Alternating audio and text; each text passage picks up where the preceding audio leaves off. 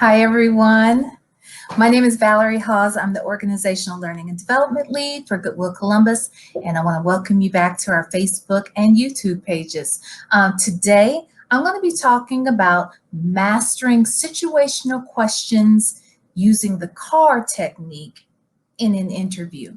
So hopefully you've had a chance already to see our preparing for an interview presentation that I did earlier. If not, please take the time to go back.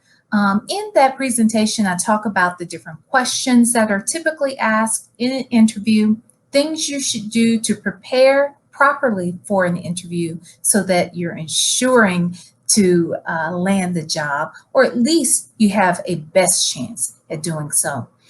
Right now, I want to talk most specifically about situational questions that are typically asked in an interview, the purpose for those questions, and the method in which you should answer it to ensure that you're giving a professional, thorough, and I guess the most preferred answers that the interviewer is looking for so that they can decide whether or not you're the best fit for their organization. So let's get started. Let me go ahead and share my screen here. See if that's going to happen. Add to the screen. There we go. All right, so let's talk about mastering these situational questions. Now, again, there are tons of questions that are thrown at you in the interview. Things like, why did you choose this as a career path? Or what kind of people do you find difficult to work with? Or that vicious, tell me about yourself. You'll hear me talk a lot about that in the preparing for an interview presentation that I did earlier. What can you offer to our company that someone else cannot? But those situational questions in particular tend to stump people, and a lot of times people miss the mark. So I'm going to share with you some things you can do to ensure that you get the best results. So let's see here. The reasons for an interview, as I mentioned in the previous presentation, are several reasons for the interview as far as the interviewer is concerned. One, they want to find out if you can do the job. So that's why they ask you questions to determine your knowledge and experience. And sometimes they'll ask you to do a demonstration, or they may have some online tests for you to complete. They also want to find out if you will fit in, how well you communicate. And that's where these behavioral / situational questions come in. It's an opportunity for you to describe yourself and present your goals, your strengths, and your weaknesses. Again, I don't like that term weakness. I like to say areas for development. And then also they want to find out if you want to do the job. They want to find that out. So they're going to ask you questions about your availability, what preferred work environments you flourish in, and what knowledge you have about the company. Because again, doing some research on the company is key. That's going to demonstrate your level of interest. And they want to know why you want to work there. But I also tell people that the interview is just not a one-sided experience. It is also an opportunity for you to find out from them whether or not they are the right fit for you. It's not just about you fitting into their culture. You need to find out if they are a best fit for you, your goals, and your work preference. So let's move on.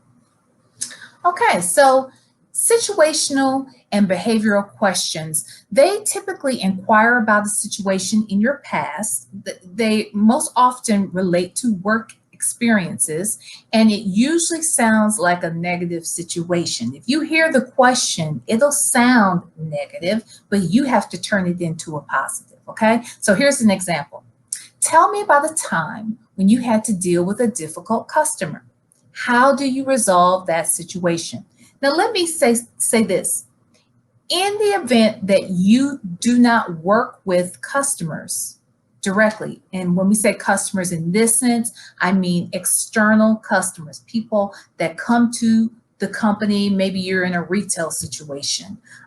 Maybe you have a client services sort of situation. In those cases, those are external customers. But if you don't work with external customers, trust me, you still have customers. So customer service experience is something that you'll want to highlight in the interview. Every job requires a certain level of customer service, okay? And that might mean you have internal customers. Maybe there are other teammates that you have to work with that you provide a service to. There may be other teams that you work with and you all have to provide a service to one another. Those two are situations that you can reference as your answers when they ask you about difficult customers. Now, let's be clear here too.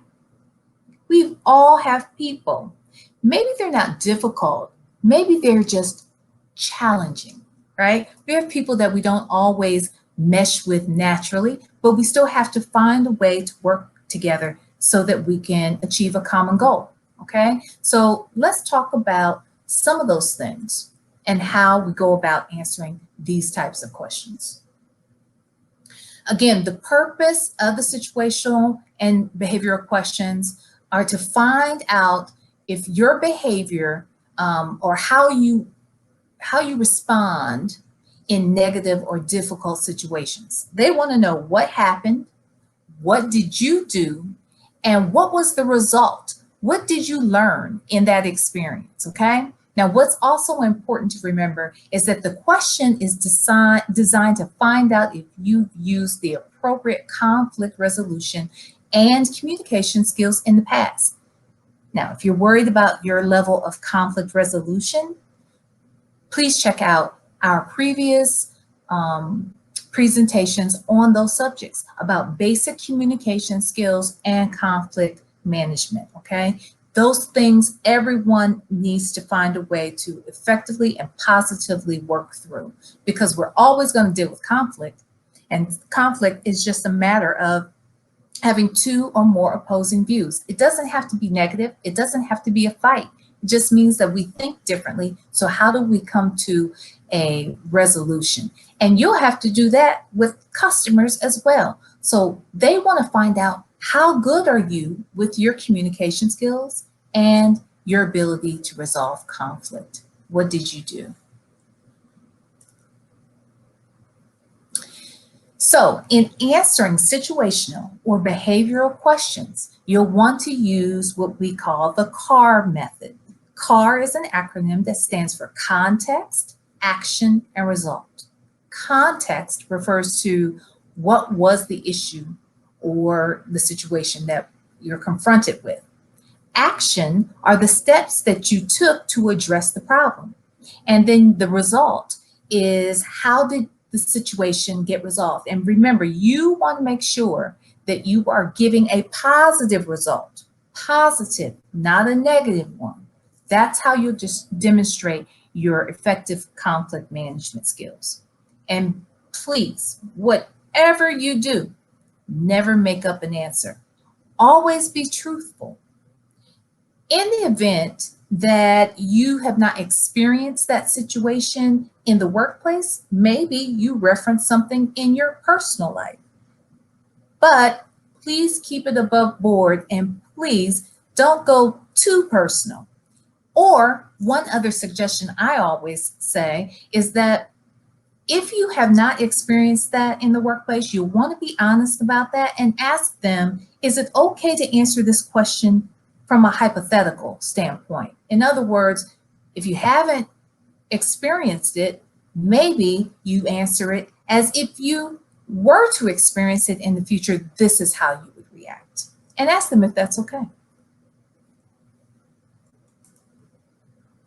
So use the CAR technique to answer situation questions. So for one, the C for context, tell the basic situation. In doing that, you're going to answer, what work were you doing at the time? What was the problem or the actual issue? And why was the situation difficult? So here's an example from Stephen, all right? One day, while I was working the register at a clothing store, a man came in and he wanted to return some shoes. but he didn't have a receipt or the box that the shoes came in. I could tell he was getting very upset. He said he was tired of getting the runaround. Now here's the situation. What work was he doing? He was working the register at a clothing store. What was the problem or the issue? Well, the gentleman came in. He didn't have the receipt for the shoes, and he didn't have the box that the shoes came in. That could be troublesome, right? That could be problematic because now you don't know if this person really bought the shoes here. And then that's why it's so difficult to deal with that problem. So now let's look and see, how did Stephen handle it? Let's talk about the actions that Stephen took. The actions are the steps that he took to resolve the problem. What did you do to keep the situation calm, and who did you involve to resolve the issue at hand? So here's the example. Well, first, I apologized to him because he was having the difficulty returning the shoes. Then I asked if he would please tell me what had happened on the phone or who he'd spoken to. He said that he didn't remember the names, but that he explained to three different people on the phone that his wife had thrown the box with the receipt in it before he told her he was going to return those shoes in the first place. And that's why he didn't have the receipt. So in this situation, to keep things calm, the first thing Stephen did was he apologized. Sometimes apologizing, even though Stephen didn't lose the box, Stephen didn't throw the box and the receipt away, the wife did. But Stephen is sorry that the man is frustrated and sorry that this happened. So he apologizes. And who all did he involve in the situation? Well, in this case, it doesn't sound like he had to involve anyone that he is going to deal with the situation. And you'll see how in just a second. So again, this is how Stephen described what he did. I listened to everything he had to say without interrupting. I apologized for his troubles again and told him if I could ask a few questions, I would do my best to help him. He seemed to calm down a bit and said, okay. The first question I asked him was whether he paid cash or credit card. He said he paid with a credit card. I asked him if he had that credit card with him that he had used. And when he said yes, I said, great. We can look up your purchase by your credit card. How about that? So in this case, he didn't have to involve anybody else. What he did do was he asked the gentleman, did he pay cash or credit? Because Stephen realized I can search for this particular transaction if I know that credit card number. And sure enough, the gentleman had the card handy. Good stuff. Let's see. Okay, I gotta go to the next slide. There we go. Now, sorry guys. I'm a little too frisky with the mouse. So here in this case, using the card technique from the example, the interviewer would have learned that Stephen kept calm in a difficult situation, that Stephen apologized to the customer to help calm down the situation at hand. Stephen was empathetic. He let the customer talk without interrupting him. Stephen was resourceful because he thought of a way to find out about the purchase and to track down that purchase. And then also Stephen wanted to keep the customer happy and to build the reputation of the store. Every action you take is a reflection of not just yourself as a professional, but as the organization. A company wants to see that that's demonstrated. And by answering this question using the CAR technique, he's able to do just that.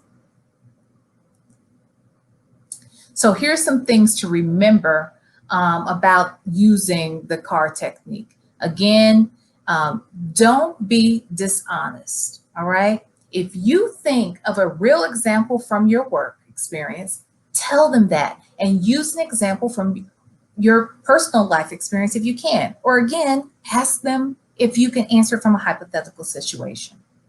Also, the interviewer is trying to find out how you will handle difficult situations.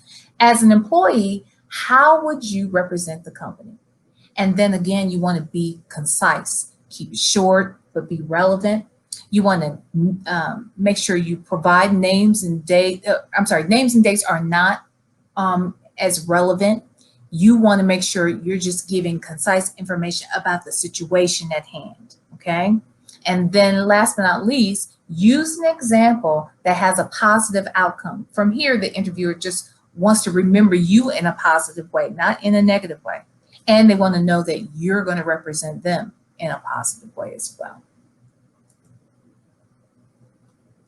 So when using the card technique, I want you to think of 2 or 3 examples from your work experience. This is how you can practice. Think of 2 different experiences, write them down, and rehearse telling your story. Go back to the screen, those questions that I listed that are possible situational questions that may be asked in the interview. You'll want to use those, write them down, write down your answers, and then practice, practice, practice. The more you practice, the less rehearsed it'll actually sound when you're asked that question, okay? So with practice, you can feel prepared, you can feel confident in the interview, and you can be ready to give really great examples. Also, do some research. Look at these questions and look at the answers that are out there in the internet. Honey, there are all sorts of examples of people who are applying for the same types of roles that you are applying for, and positive answers to these questions that you can also sort of use as a guide as how you should give your true life experience when faced with these things. Oh, that's it for me. With that, again, I just want to thank you guys for joining us. Hopefully now you're better prepared to answer some of those situational and behavioral questions. Also, I want to remind you of a couple of things. Here at Goodwill Columbus, we offer very special assistance in resume development and interview prep, and even on how best to search for the jobs that you're looking for. We offer this at no charge, free of charge, to get personalized service so that you are presenting your best self. And so if you are interested in getting this type of assistance, please follow this link right here. You can schedule a meeting with someone on our team. Also, we are offering those expert resume developers to help you in developing your resume. Maybe you just want a consultation. Maybe you have a resume already and you just want someone to take a look at it and give you some tips. And then if so, please let us know, because we want to help you out. And again, it's free of charge. Why not? Why not? Okay. So please check us out. And if there's anything else that we can do for you, please don't hesitate to ask. Thank you for joining us today. Every day, Monday through Thursday, we are here at 10 a.m. and 2 p.m. with new presentations to share. If you have questions, please put them in the chat. The moderator will be available to answer any of your questions, all right? Until the next time, please stay safe, stay healthy, and happy hunting for that next best job, all right? Thank you, and have a great day.